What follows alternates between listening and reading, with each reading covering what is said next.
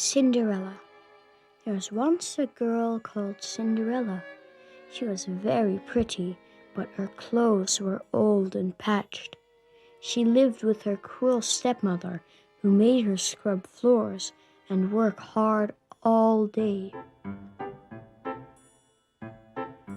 Cinderella had two stepsisters. They were jealous of Cinderella because she was so pretty, and they were not pretty at all. Every day, poor Cinderella swept and dusted the house. She never had any fun. Sometimes she cried a little because she was unhappy. One morning, a letter came from the prince, the king's son, asking everyone to a ball. The two ugly sisters put on fine new dresses. "Of course you cannot come, Cinderella," they said. "You have no new dress." Cinderella had one friend. He was a little white dove. When her stepsisters had gone, Cinderella told him of her troubles.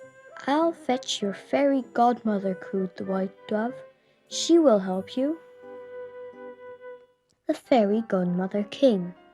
She turned Cinderella's old clothes into a lovely yellow dress, a pumpkin into a coach, and in it Cinderella went to the ball.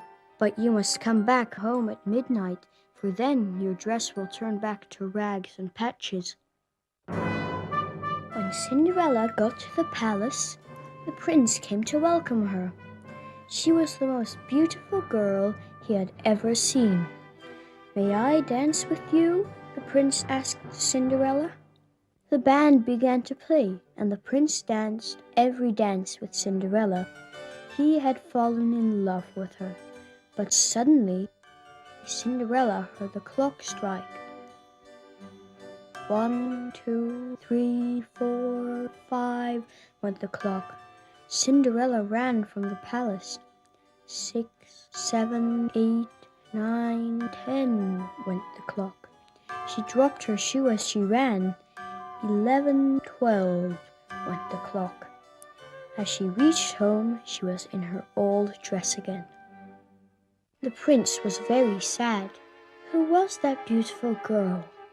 Where has she gone? He asked. But no one knew. Then he saw her little shoe. "I must find the owner of this," he said, "and marry her, for I love her very much." Next morning, the prince rode from house to house. Every girl in the land tried on the shoe. "Let us try it on," said the two ugly sisters, but their feet were much too big.